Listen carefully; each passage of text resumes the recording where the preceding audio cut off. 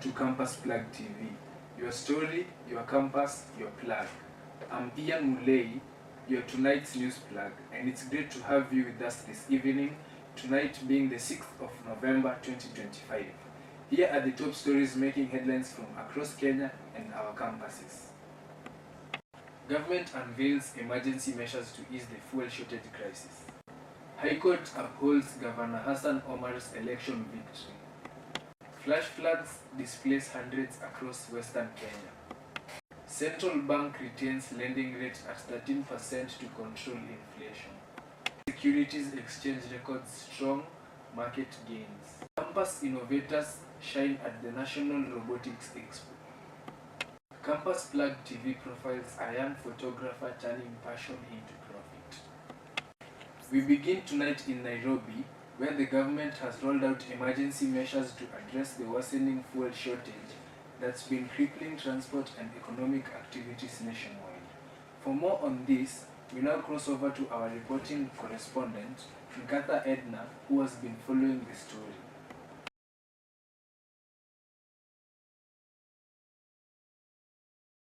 The Ministry of Energy has confirmed the release of strategic reserves where emergency consignments are being processed at the port of Mombasa. Long queues have been witnessed in major towns, with motorists waiting hours and matatu operators making plans. The Energy Cabinet Secretary Engineer Kipkorir said private suppliers are under close monitoring to curb hoarding and black market reselling. Economists, however, warn this crisis exposes Kenya's heavy dependency on imported fuel. Reporting live from Nairobi, Nkatha Edna.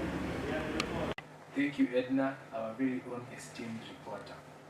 Now, on to the disputed elections in Mombasa.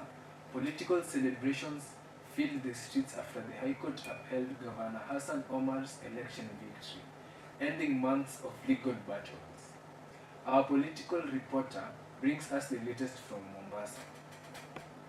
Indeed, jubilation erupted outside the Mombasa lodges as Justice Moy delivered a 95-page ruling dismissing claims of malpractice. Supporters danced in the streets as police maintained order. Governor Omar expressed gratitude to residents and pledged to prioritize development, tourism, and youth empowerment. Analysts say the verdict restores public confidence in judicial independence.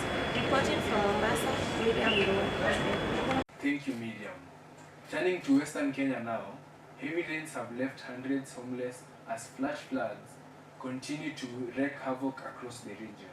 Our field reporter, Mutisia Ian, with more details.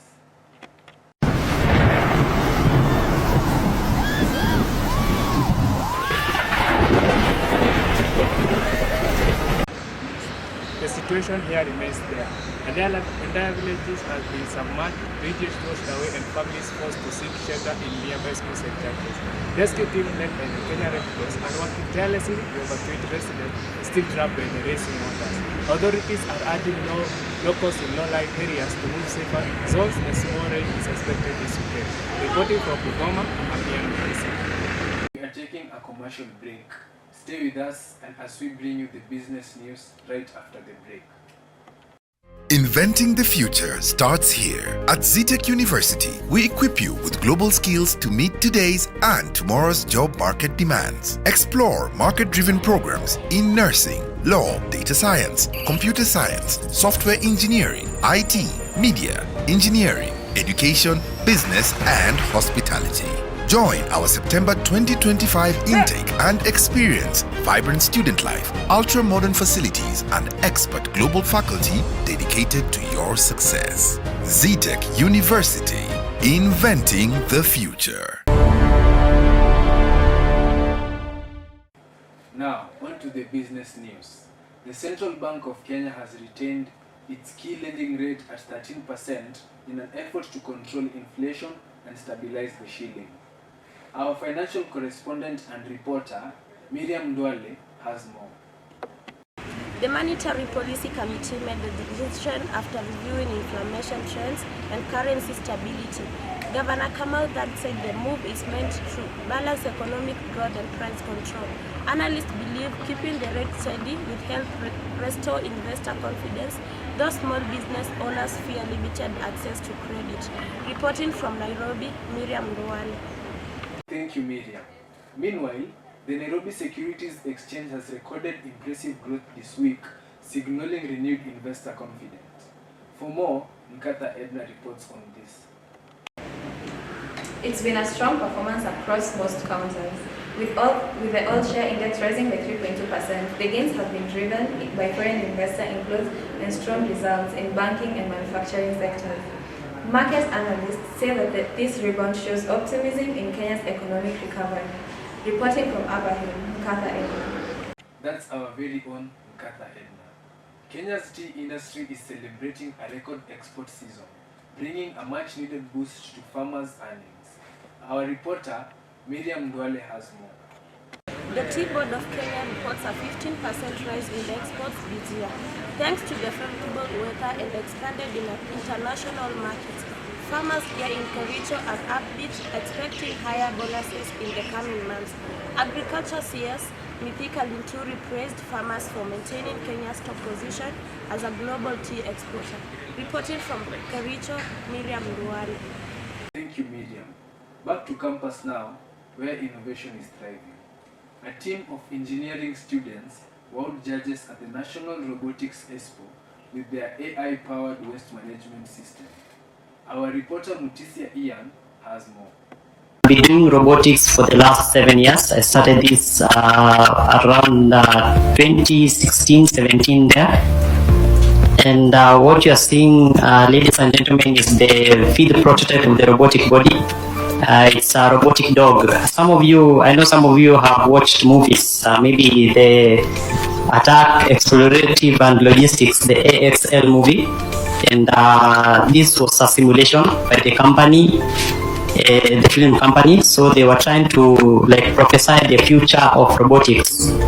And The student developed an intelligent robot that uses smart sensors and machine learning to automatically identify and sort waste materials. Their project earned them a cash of 500,000 innovation grant, with judges calling it a game changer for sustainability waste management. Reporting from Menkaba's ground, I'm Ian Mutisia. Thank you, Ian. It was color, confidence, and creativity at the Student Fashion Week, where designs tuned the campus into a runaway. Our reporter, Nkatha Edna, has more. Real life nothing that when the things hotter come like a sprinter, hotter than lava anytime, even in winter. Girl, let me see how you a bad, sipping when you sit on pony, Jamie in a that. So me say me, girl, let me see how you a bad, smoking on you, black it, Jamie in a that. You so mad, girl, wine your body, yeah, bob it for me, yeah, wine your body, yeah, bob it for me. Girl, let me see how you a bad, matting when you wine your body, yeah, me in a that. I know she want me and she know the mechanic. Top girl tonight, you the baddest officially. On the left side, I got my cup on the right. It was pure magic, from Afro-Fusion collections to urban streetwear. Students showcased fashion that celebrated culture and self-expression. The event also featured live music, art displays, and a glowing crowd of supporters. Organizers say that the Fashion Week empowers students to explore their creativity and entrepreneurial spirit. Reporting from campus, Nkatha Edna. Thank you, Edna. Tonight's feature story highlights Brian Mwangi, a student photographer who turned his passion into a thriving business. Our reporter, Mutisia Ian, has more details on this. Brian started out by covering campus events, and now he built a photography brand that's attract cooperative and social clients. He says his goal is to empower fellow students to turn creativity into income, proving that passion truly pays. Reporting from the media department, I'm Ian Mutisia. Stay tuned as we take a short commercial break. Coming back to you, sports news.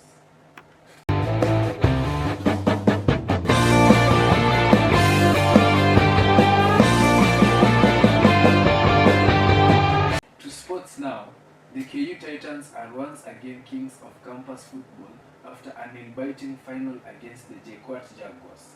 Our sport correspondent Mutisia Ian has more. It was an electrifying match. The Titans split victory of 2-1 with Captain Brad Otieno scoring the decisive goal in extra time. Head coach Patrick Muli credited teamwork in this split, with the Vice Chancellor promised improving facilities to keep the momentum going. Reporting from the University Stadium, I'm Ian Mutisia. Elsewhere, Strathmore University hosted this year's Intercampus Athletics Meet, drawing top athletes from universities nationwide. Our reporter Mutisia Ian has the highlights. The atmosphere was electric as participants battled in sprints, long-distance races, and relays. Kenyatta University dominated the events, taking home the most medals. Organizers praised the meet for promoting sportsmanship, fitness, and friendship among students. Reporting from the sports complex, I'm Ian Mutisia. And finally tonight, a Kenyan swimmer has made a splash at the East African University Games in Kampala. Our regional sports reporter, Miriam Ndwale, brings us the story. Kenya's Diana Wanjiru claimed 3 gold medals in freestyle and backstroke events, placing Kenya among the top performing nations. Wanjiru credited her success to discipline and teamwork, urging more students to join competitive swimming. University officials hailed her as a true ambassador of Kenyan talent. Reporting from Kampala, Miriam Ndwale. Thank you, Miriam. And that brings us to the end of tonight's bulletin. For more updates and exclusive campus stories, follow us across all social platforms. Remember, this is Campus Plug TV. Your story, your campus, your plug. I'm Mulei Ian, and from all of us here, good night and stay plugged in.